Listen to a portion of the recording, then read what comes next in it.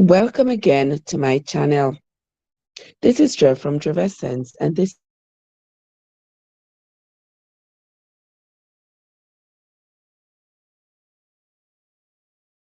chapters 29 and 30. But before we do that, if you are new here, I want to say a very, very special welcome to you. If you are a returning traveler, I want to say thank you for your continued support. I hope you have been following the readings and matching them with your own Bible source, whether it is your Google Bible or your book Bible. If you're new to the channel and you have not yet subscribed, now is a great time to do so. Let's begin. Deuteronomy chapter 29. These are the words of the covenant, which the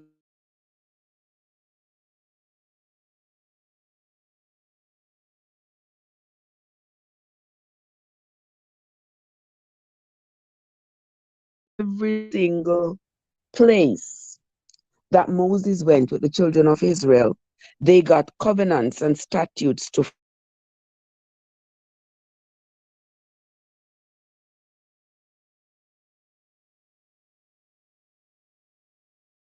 wilderness. Now, when they were in Moab, when they were in Horeb, they're always getting covenants day after day after day. Verse 2. And Moses called unto all Israel and said unto them, Ye have seen all that the Lord did before your eyes in the land of Egypt unto Pharaoh, and unto all his servants, and unto all his land. The great temptations which thine eyes have seen, the signs and those great miracles. Yet the Lord hath not given you a heart to perceive, and eyes to see, and ears to hear, unto this day.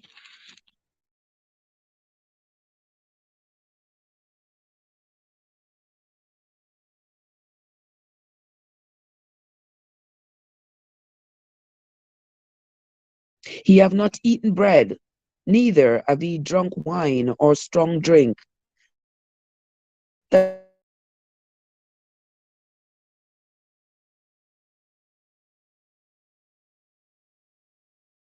Og, the king of Bashan, came out against us unto battle, and we smote them. And we took their land, and gave it for an inheritance unto the Reubenites, and to the Gadites, and to the half tribe of Manasseh. Keep therefore the words of this covenant, and do them, that he may prosper in all that he do.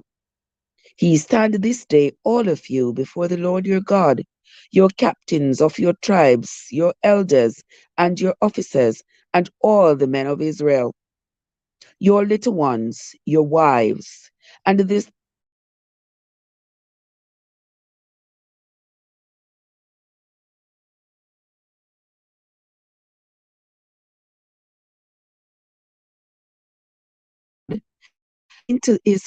into his oath, which the Lord thy God maketh with thee,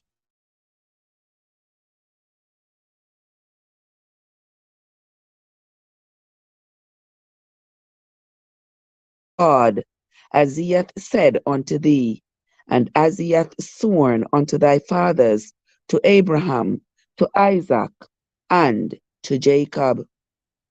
Neither with you only do I make this covenant and this oath, but with him that standeth here with you this day before the Lord our God, and also with him that is not here with us this day. For he know how we have dwelt in the land of Egypt, and how we came through the nations which he passed by. And he have seen their abomination.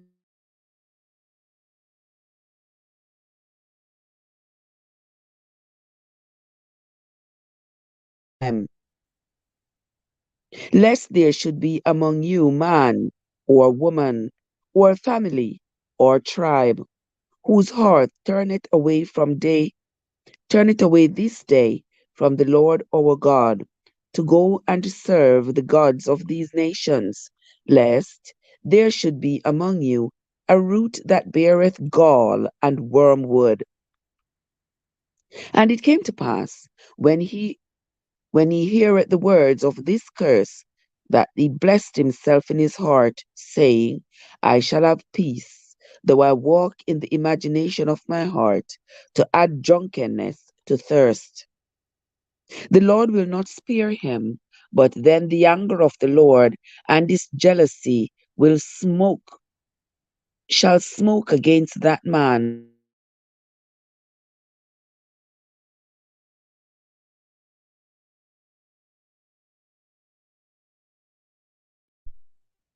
and the Lord shall separate him over unto evil out of all the tribes of Israel, according to all the curses that are written in this book. According to all the curses that are written in this book of law, so that the generation to come of your children that shall rise up after you, and the stranger that shall come from a far land, shall say, when they see the plagues of that land and the sickness which the Lord hath laid upon it, and that the whole land thereof is brimstone and salt and burning, that it is not sown, nor beareth, nor any grass groweth therein, like the overthrow of Sodom and Gomorrah, Admah and Zeboim.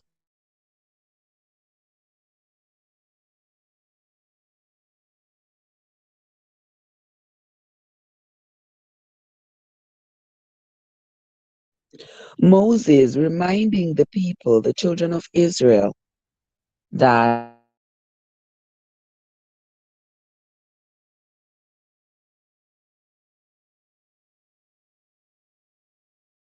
your God will strike you with the curses that are written in this book.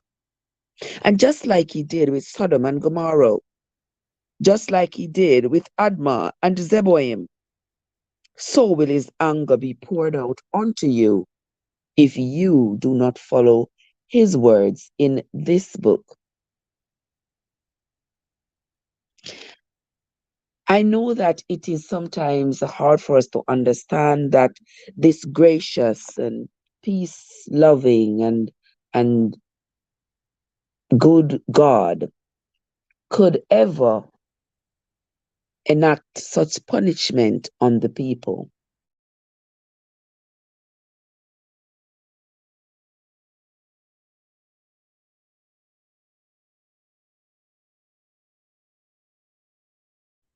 With every bad behavior,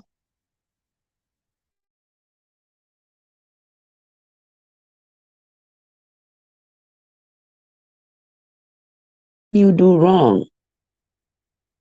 I am just concerned about the lengths of these punishments. These punishments are brutal. And I'm not sure why these punishments are so brutal, but I want to believe that they are this brutal because a civilization had to be established and the people could not be allowed to have their own way. Because if they did, my golly, all hell would break loose because they were starting to behave as though they had no soul. And so there had to be a threat, there had to be a deterrent to stop them.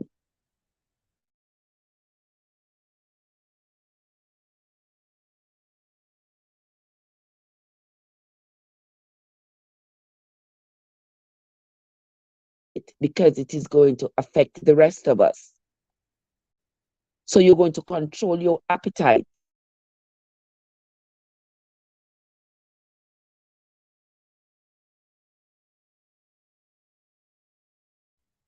You are going to control it because if you start to act out those thoughts, it's not going to just affect you, it's going to affect everybody. And we don't have to deal with all that problem.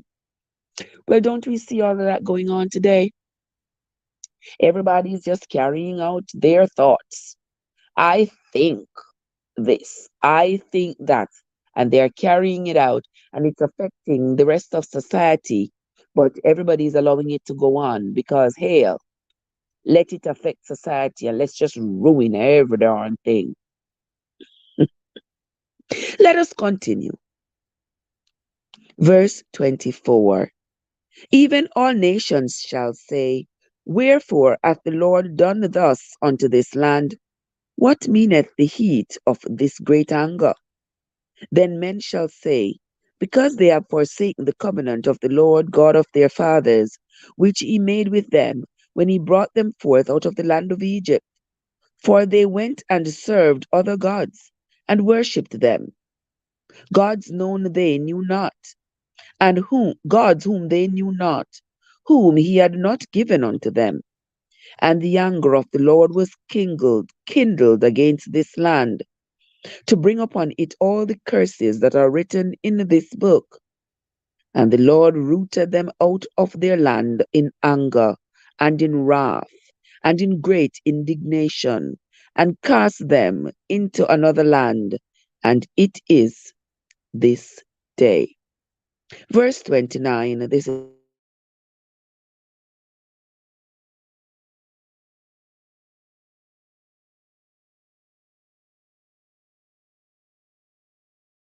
very that we may do all the words of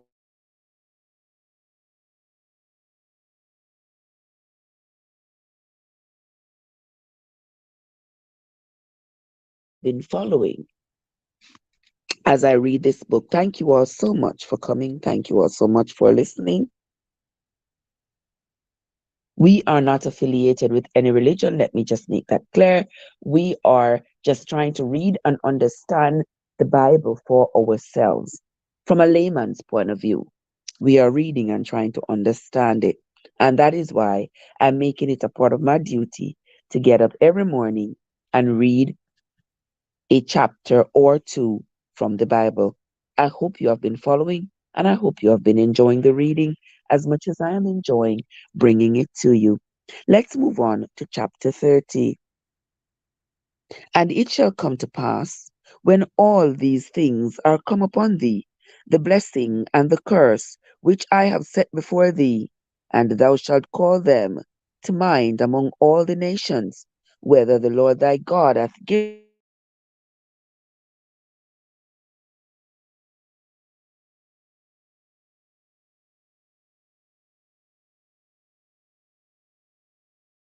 shall obey his voice according to all that I command thee this day, thou and thy children, with all thine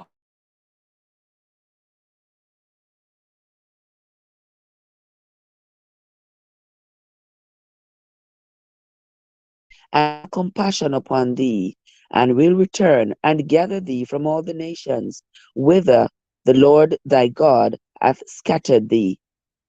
If any of thine be driven out unto the utmost parts of heaven, from thence will the Lord thy God gather thee, and from thence will he fetch thee. And the Lord thy God will bring thee into the land which thy fathers possessed, and thou shalt possess it, and he will do thee good, and multiply thee above thy fathers. And the Lord thy God will circumcise thine heart, and the heart of thy seed, to love the Lord thy God with all thine heart, and with all thy soul, that thou mayest live. And the Lord thy God will put all these curses upon thine enemies, and on them that hate thee, which persecuted thee. And thou shalt return and obey the voice of the Lord, and do all his commandments, which I command thee this day. And the Lord thy God will make thee plenteous in every work of thine hand, in the fruit of thy body, and in the fruit of thy cattle, and in the fruit of thy land, for good. For the Lord will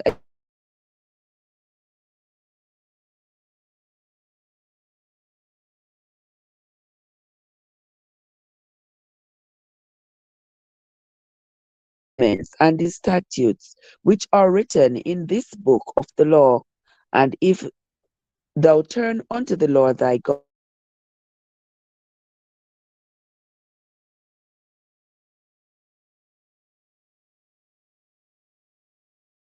thee, neither is it far off. It is not in heaven that thou shouldest say, who shall go up for us to heaven and bring it unto us, that he may hear it and do it? Neither is it beyond the sea, that thou shouldest say, who shall go over the seas for us and bring it unto us, that we may hear it and do it? But the word is very nigh unto thee, it is in thy mouth and in thy heart, that thou mayest do it. See, I have set before thee this day life and good, and death and evil. In that I command thee this day to love the Lord thy God, to walk in his ways. Oh, what happened here?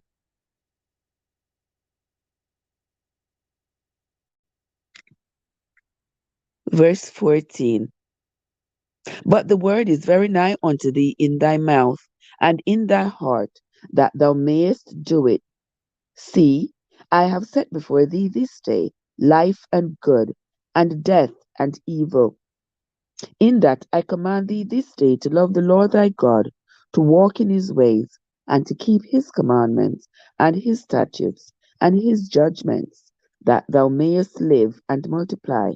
And the Lord thy God shall bless thee in the land whither thou goest to possess it.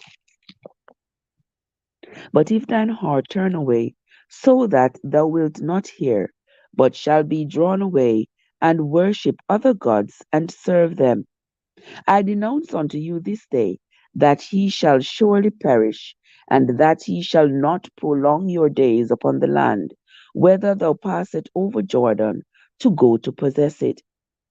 I call heaven and earth to record this day against you, that I have set before you life and death, blessing and cursing. Therefore choose life, that both thou and thy seed may live. Verse 20 of chapter 30. That thou mayest love the Lord thy God, and that thou mayest obey this voice, and that thou mayest cleave unto him, for he is thy life, and the length of thy days, that thou mayest dwell in the land which the Lord sware.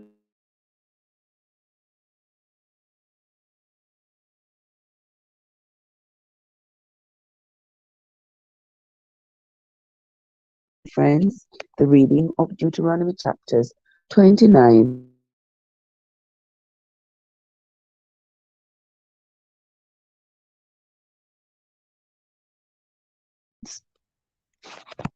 That's going to be it from me this morning, my friends. Until next time, this is Trev from Trevescent, where your journey matters. Have yourselves a great day, everybody.